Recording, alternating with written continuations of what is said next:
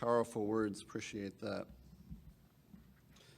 I think the first split sermon and this one will tie very well together, very different perspectives and direction, but a common theme of looking back to then look forward. As we transition from the Passover observance last night through the portion of the Passover day during which Jesus was crucified and into the first day of unleavened bread that begins this evening at sunset, it's a good time to draw some lessons from what the disciples experienced on the other side of the 3 days and 3 nights in the grave that Jesus had prophesied for himself and that began as this Passover day drew to a close. There are multiple indications in the gospel accounts of Christ's last Passover showing that the disciples didn't clearly understand what was happening. Some examples include the argument over who would be the greatest among them, recorded in Luke 22. Now, this was after they had already taken the newly instituted symbols of bread and wine. Later that night, as Matthew 26 records, there was the untimely sleep as Jesus prayed and struggled with the reality of what he was about to endure. Still later in the evening, as described in Luke 22, when the authorities came to arrest Jesus, they reacted by attempting to defend Jesus by force. Despite the disciples' lack of understanding about what was occurring, the events that were prophesied and ordained as part of God's plan of salvation did happen. And soon the disciples found themselves as confused spectators, trying but failing to somehow make sense of it all. Let's go to Luke 23. Luke 23, near the very end of the crucifixion here, starting in verse 46, it says, "And when Jesus had cried out with a loud voice, he said, 'Father, into your hands I commit my spirit.' Having said this, he breathed his last." Verse 48, "And the whole crowd who came together to that sight, seeing what had been done, beat their breasts and returned." Verse 49, "But all his acquaintances and the women who followed him from Galilee stood at a distance, watching these things." Those who knew Jesus and followed him were watching as one of the most critical events in God's plan occurred in real time, right in front of them. But as we will see, they didn't fully grasp that in the moment as it happened. One of the main reasons for this was simply that they were not expecting the death and resurrection of the Messiah that they had been waiting for. So in the time that we have remaining, let's review the first half of Luke 24. Definitely, if you have a Bible marker, you want to put it there in Luke 24, with a special focus on how the events that unfolded did not match what the disciples expected. And let's draw some lessons that can leave us with transformed expectations for the work that God is doing in our lives right now during the Feast of Unleavened Bread that we're about to observe. So for those of you who are normally here, this is definitely a departure from my normal speaking style. We don't have points or anything. We're just going to go through the first half of Luke 24 and make some observations along the way. So Luke 24, starting in verse.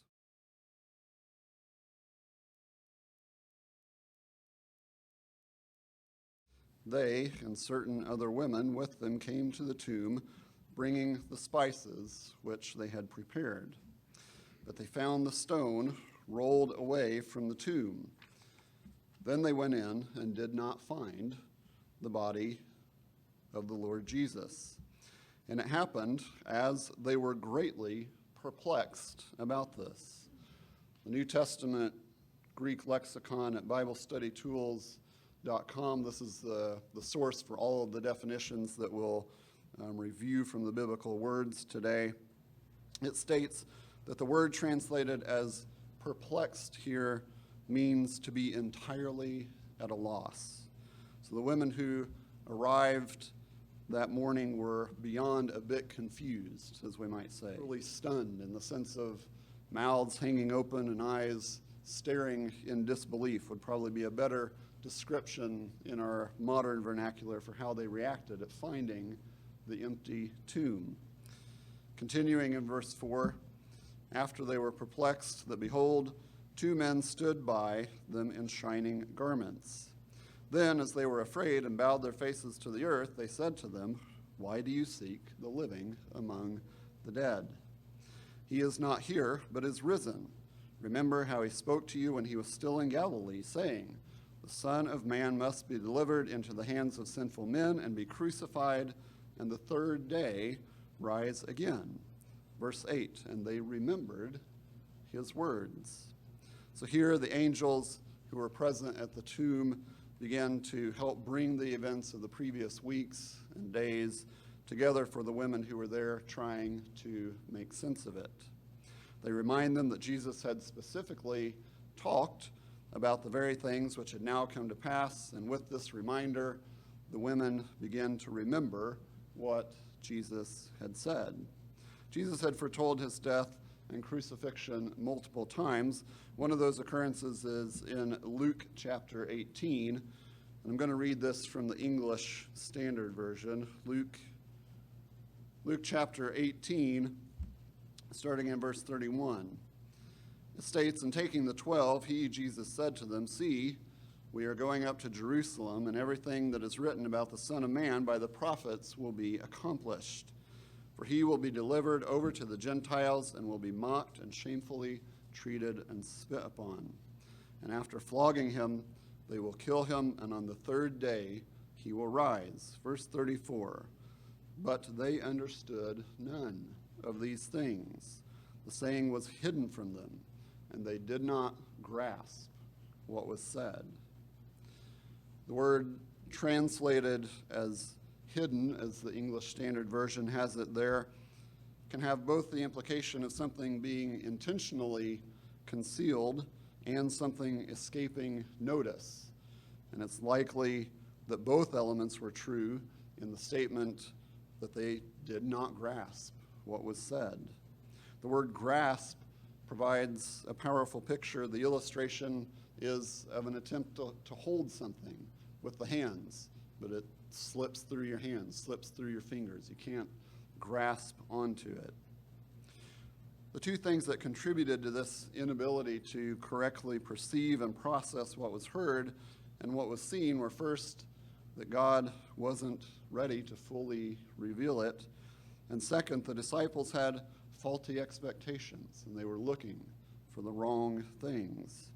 Both of these elements continue to play out as the women return to share the events at the tomb with the other disciples. Back to Luke 24, and continuing in verse 9.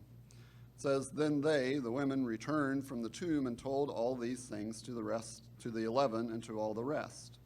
It was Mary Magdalene, Joanna, Mary the mother of James, and the other women with them who told these things to the apostles. And their words seemed to them like idle tales, and they did not believe them. But Peter arose and ran to the tomb, and stooping down, he saw the linen cloths lying by themselves, and he departed, marveling to himself at what had happened. So the initial reaction from the rest of the disciples as the women shared what they had witnessed is one of disbelief, and more characteristic of someone who is hearing things that are just totally unintelligible to them. You can imagine a lot of squinting and maybe somebody rubbing their temples. It's just totally unintelligible. The Expositor's Bible Commentary summarizes that the apostles, in their incredulity, were unable to comprehend the reality of what the women were trying to convey. Similarly, William Barclay's commentary points out that the word translated as idle tales or nonsense, as it has it in the New King James margin, it says of this word, it was employed by Greek medical writers to describe the babbling of a fevered and insane mind. So clearly, the news that the women returned with had nowhere to land. They brought a clear and simple report of Jesus having been resurrected, but their report was lost in a fog of confusion for those who were receiving it. Luke's account shows that Peter went to see for himself. John's account adds that another disciple, many commentators believe it was John himself, went as well. John points out in his account that the other disciple saw and believed when he went into the empty tomb. Expositors points out that Peter left the tomb wondering to himself, or marveling to himself, as it's in the New King James here. It's wondering to himself in the NIV, and that this phrase does not imply in itself either belief or unbelief. So in other words, Peter wasn't very sure what to believe and wasn't very sure what had actually happened. So how was it that the disciples didn't understand what had happened?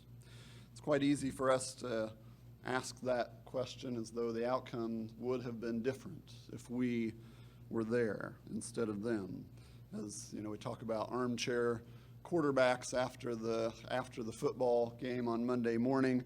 It's easy for us as armchair disciples to see here in the scriptures Jesus had told them what would take place. The women told them what had happened after hearing it from angels. The evidence was there in the empty tomb. Sounds simple, straightforward. Well, not really from their perspective.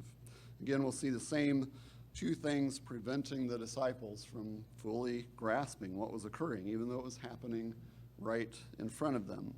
So here the first element is preventing full understanding, in that things were occurring very differently from what they expected.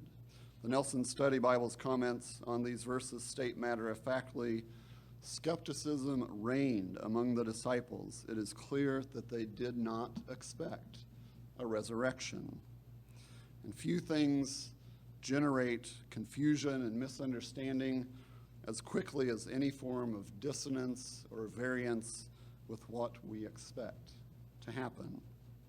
Another of the multiple instances when Jesus foretold his death and crucifixion is in Matthew 16.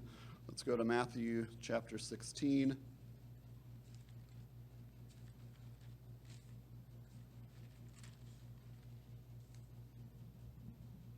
Matthew 16, verse 21, says, "From that time Jesus began to show to his disciples that he must go to Jerusalem and suffer many things from the elders and the chief priests and scribes, and be killed and be raised the third day." Verse 22, "Then Peter took him aside and began to rebuke him, saying, 'Far be it from you, Lord, this shall not happen to you.'" So here Peter was almost certainly just voicing what the rest of the disciples were thinking or saying amongst themselves. What are you talking about? This can't happen to you, Lord. The path that Jesus was taking wasn't the path that they expected the Messiah, the anointed one, as Mr. Snyder spoke about, to take. In his book titled "The Obstacle is the Way," author Ryan Holiday explains many of the basic principles of Stoic philosophy in a fairly easy-to-consume manner. In a chapter titled "Practicing Objectivity," he writes, "How many problems seem to come from applying judgments to things we don't control, as though there were a way they were supposed to be? How often do we see what we think is there or should be there instead of what actually is there?" Very relevant questions for us as we began to pursue growth in spiritual maturity after having examined ourselves in preparation for the Passover. How often do we see what we think God is doing or should be doing in our lives instead of what he actually is doing? How often do we see what we think he is doing or should be doing as he works out his plan of salvation for all mankind, again, instead of what he actually is doing? There are many, many times in life when we would like to just fast forward beyond whatever challenge or discomfort or fatigue we may be experiencing. But often we find, usually with the benefit of hindsight, that God was continuing his work within us. He was continuing his work in circumstances around us and not letting those circumstances go to waste. When it comes to our spiritual development, we very often find another principle articulated by Ryan Holiday, that there is opportunity inside the obstacle. As we continue on in Luke 24, we'll see that the disciples were perplexed in part because they were focused on what should have happened from their understanding, from their viewpoint. There was a large gap between what they expected and what happened, and it clouded their perception. Their first view of the things that they had witnessed was as an obstacle to the fulfillment of God's plan. They saw what was happening as something that was getting in the way of what really should be happening. In reality, it was the preordained way that God's plan was to be accomplished. Jesus needed to open their minds to the massive opportunity inside of what they were viewing as a massive obstacle. Let's go back to Luke 24. Back to Luke 24, and continuing in verse 13. It says, "Now behold, two of them were traveling the same day to a village called Emmaus, which was 7 miles from Jerusalem. And they talked together of all these things which had happened. So it was, while they conversed and reasoned, that Jesus himself drew near and went with them. But their eyes were restrained, so that they did not know him." So here we find the second element that prevented full understanding, which is that Jesus Christ chose the timeline for opening their minds and revealing the true meaning of what was happening. Reviewing several Bible translations helps to reinforce that aspect of what was occurring. So the King James Version has that first portion of verse 16 as, "But their eyes were holden, so that they should not know him." The English Standard Version has, "But their eyes were kept from recognizing him." And in William Barclay's translation in the New Daily Study Bible, it says, "But their eyes were fastened, so that they did not recognize him." So the word translated in these various versions as restrained, holden, kept, fastened, as these words imply, it means to take hold of or to keep in check. There's a very strong indication of directional control over the outcome. And in this case, the outcome was the ability of the disciples to grasp and understand what they were seeing and what or who was in front of them. There are two other occasions after his resurrection where Jesus' followers did not recognize him. One of those is John's account of the women who came to the tomb and found it empty. We read Luke's account. Let's notice what John wrote in John chapter 20. Now, this was after Peter and the other disciple had already arrived and left the scene of the tomb. John 20, starting in verse 11, it states, "But Mary," this is Mary Magdalene, "stood outside by the tomb weeping, and as she wept, she stooped down and looked into the tomb.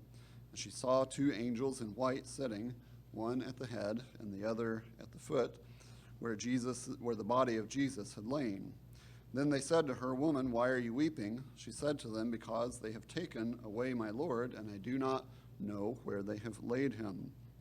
Verse 14, "Now when she had said this, she turned around and saw Jesus standing there, and did not know that it was Jesus."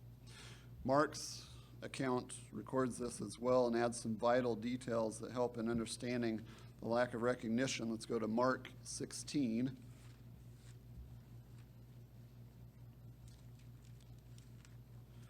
Mark chapter 16.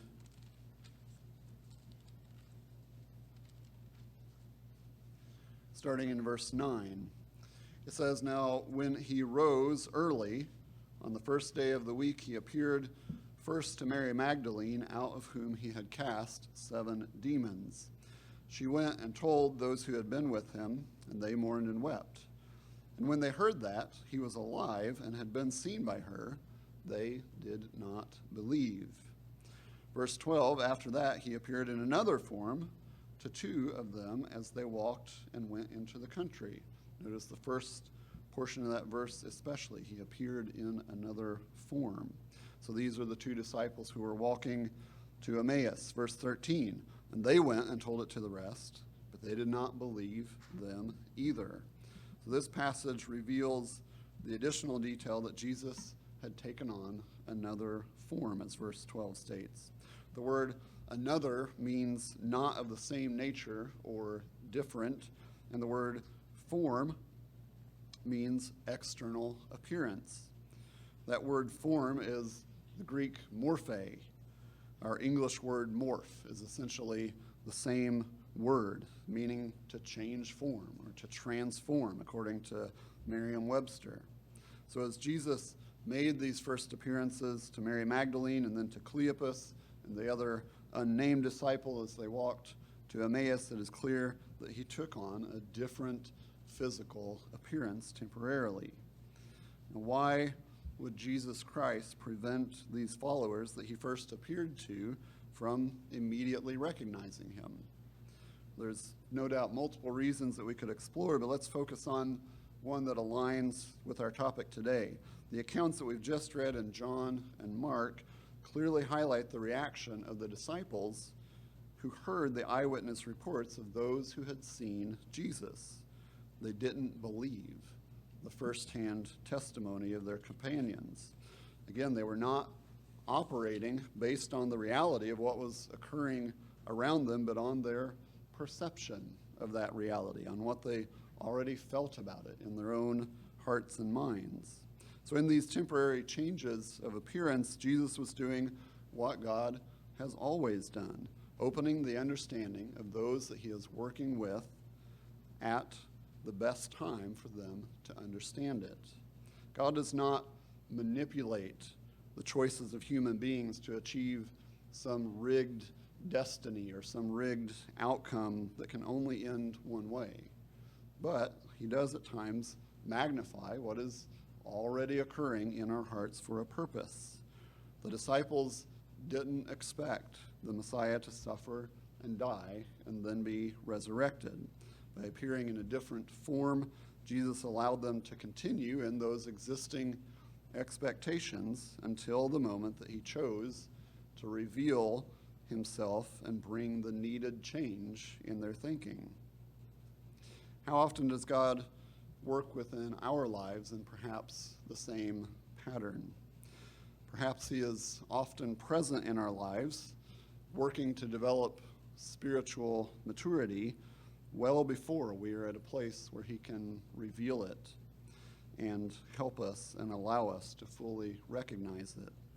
Throughout the Bible, we can see that God controls the timing of revelation for all of us.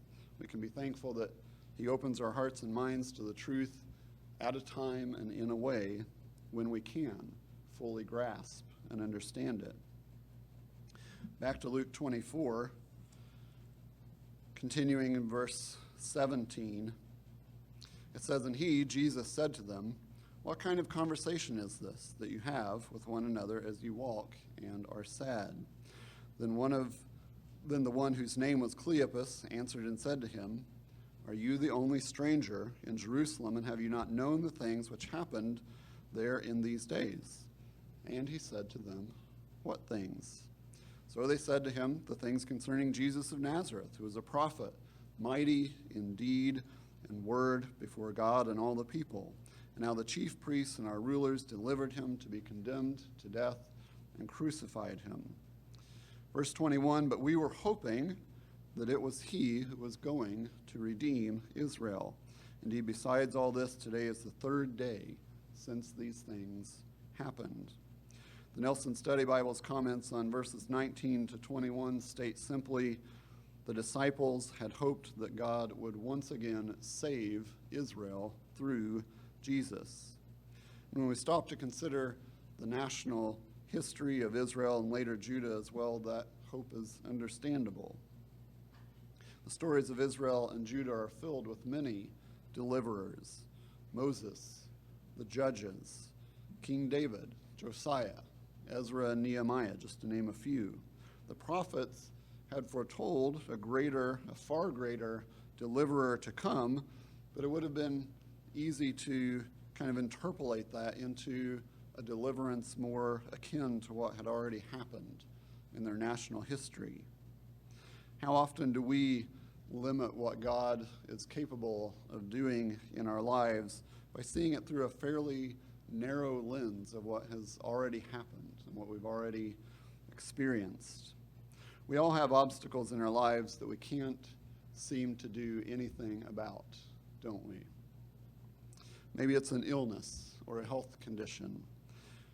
Maybe it's one or more relationships that are strained or broken. Maybe it's a habit or an element of our character that we can't work up the courage to face and overcome. Maybe it's all of those things. Our natural path in the face of these obstacles is to continue operating based on what we know. And that survival mechanism has a time and a place in our lives.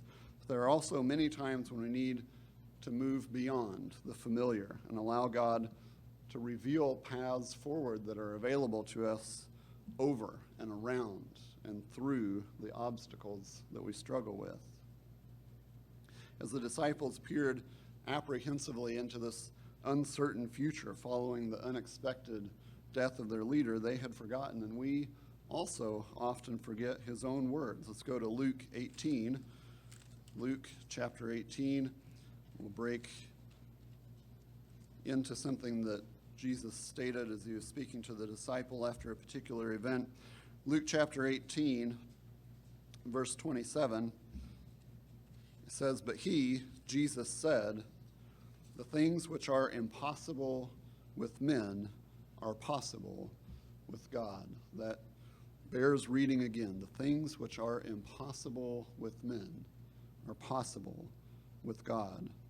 In the depths of our struggles, it can be very difficult to take these words at face value. In spite of that, we can take comfort in knowing that this wasn't just a superficial phrase that sounded good without really meaning anything. Jesus Christ said this after having been the one, as Mr. Snyder was pointing out as well, who brought about the miraculous and life-changing work of God recorded in the Old Testament. As the Messiah, God in the flesh, he also received that miraculous and life-changing support from God the Father that allowed him to fulfill his purpose. It's also worth considering that Jesus wasn't the first to make such a statement. There are many examples of God's faithful servants who believed, but yet had struggles the same as ours, but they believed that nothing is impossible with God. One example is found in Jeremiah 32. Jeremiah chapter 32. This is a particularly meaningful example because of what was occurring. Jeremiah 32 and verse 17, Jeremiah writes, "Ah, Lord God, behold, you have made the heavens and the earth by your great power and outstretched arm. There is nothing too hard for you." Here again, a phrase that can easily sound like it's, just too far up in the clouds to really mean anything. But it meant something to Jeremiah. When he wrote it, he had just purchased land that was under siege and about to fall to the Babylonians, on the promise earlier in chapter 32 from God that houses and fields and vineyards would be possessed again in that land. And they were possessed again in that land when God brought his people back from exile in the Babylonian captivity. In that and so many other cases, as Jeremiah wrote, nothing is too hard for God. But when Jesus was crucified, it seemed to his disciples that all was lost. Returning to Luke 24, if you want to flip back there, Back in Luke 24, starting in verse 20, Cleopas describes how Jesus had been betrayed and crucified. And then those poignant words, but we were hoping. And that shows the disciples' fervent hope that he would at that time be Israel's deliverer. In another chapter titled Think Differently, in the book The Obstacle is the Way, Ryan Holiday writes about how our mindset can obstruct our view of the way forward. He states, our perceptions determine to an incredibly large degree what we are and are not capable of. In many ways, they determine reality itself. When we believe in the obstacle more than the goal, which will inevitably triumph? When we believe in the obstacle more than the goal, which will inevitably triumph? In the problems of our own lives, it can definitely feel as though all is lost. So often we need God's help to change our perception of those problems that we can't seem to do anything about. Just as the disciples here on the way to Emmaus, we need to be shown the reality stated by Jesus in Matthew's account of what he had said, that with God, all things are possible. Notice again at the end of verse 21 that Cleopas states, indeed, besides all this, today is the third day since these things happened. As we read in verses 6 and 7, the angels reminded the women at the tomb of what Jesus had said.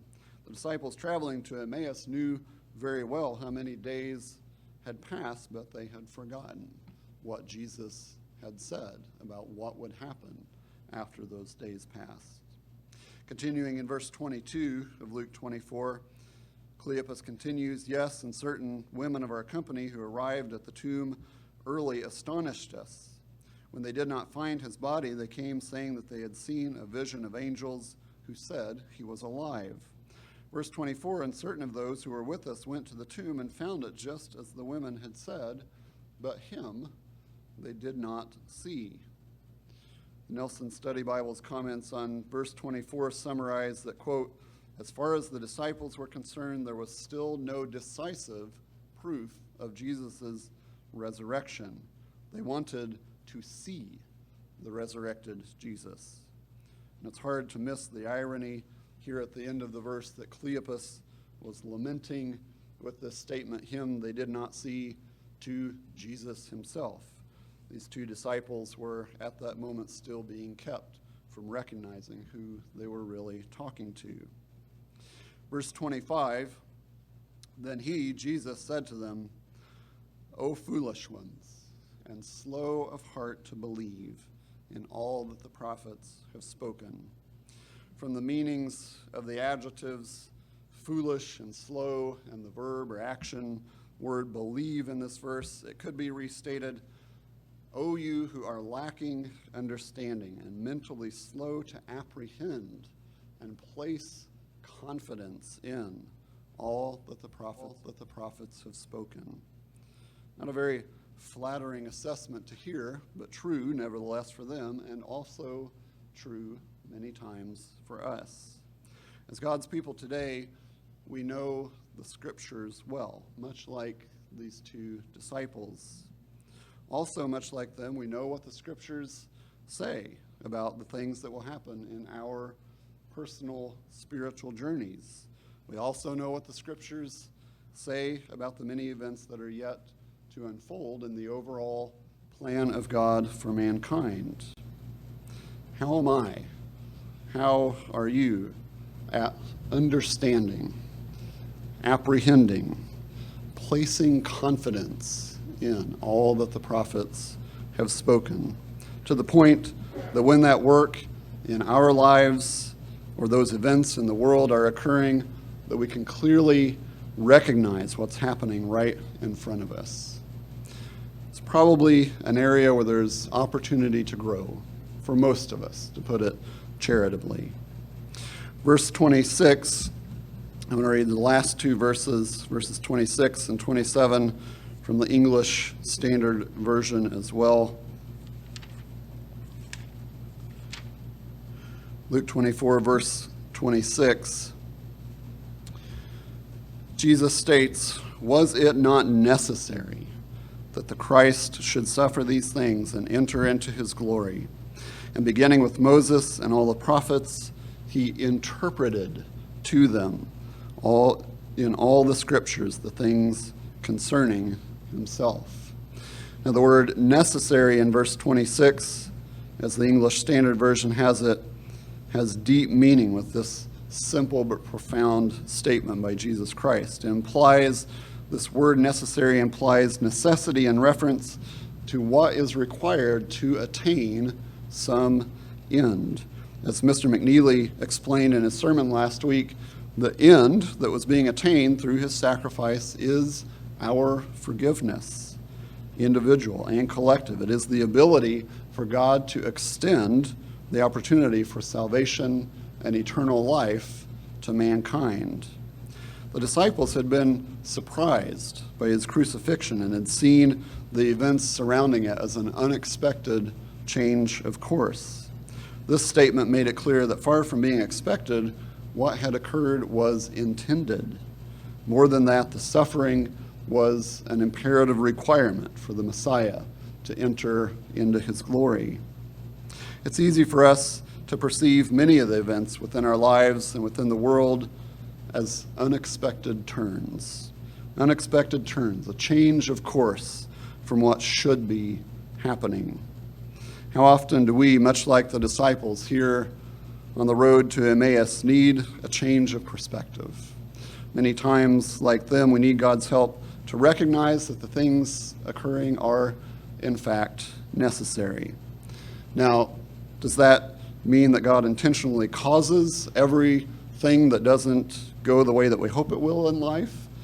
No, but in the big picture, he will use all of those things. He will use it all to fulfill his purpose for us. The word translated interpreted or expounded, as the New King James has it in verse 27, shows the vital role that God must play in our spiritual understanding. It describes unfolding the meaning of what is said by explaining. So you can visualize kind of a map or some other piece of paper that's folded up, and you have to unfold it and get a clear view of what's in front of you. That's what this word means. And it can also be used to represent the action of translating into one's native language. So translating words to make them able to be understood. The disciples' collective experience in these pivotal events shows the necessity of God coming alongside us, as he did with these disciples on the road to Emmaus. He physically came alongside them, and then he spiritually came alongside them. And we, just as much as them, need God to come alongside us and help us and open our minds and hearts. As we begin to conclude, let's review the final verse connected with the Passover that provides great hope. What we've reviewed today isn't meant in any way to be discouraging, but much rather, again, a step back, to take a step forward, a step back to gain perspective that will help in our spiritual development. We've seen that the disciples didn't very clearly grasp what was happening as the events of the Passover and the resurrection that followed unfolded in front of them. And they needed God to bring that element of understanding that they didn't have on their own. If we're honest, it's the same way for us many times in the events of our own lives and in the broader plan that God has. When events occur in plain sight, in our plain sight, but without being fully understood. We can take comfort and also a key motivator in pursuing spiritual development from Christ's words to Peter as he washed his feet. I'll read this from the English Standard Version as well. Go to John 13.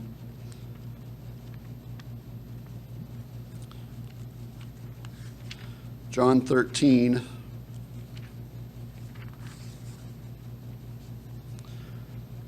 verse 6. He, Jesus, came to Simon Peter, who said to him, Lord, do you wash my feet? Verse 7, Jesus answered him, what I am doing you do not understand now, but afterward you will understand. You do not understand now, but afterward you will understand. I think, as we've seen here clearly, Jesus was speaking about the foot washing. After the foot washing, he began to explain what had happened to the disciples. But I think, as we've seen here, this statement also has a far broader meaning, extending into our own lives as it did for the disciples. Many things we don't understand clearly in the moment, but afterward we do.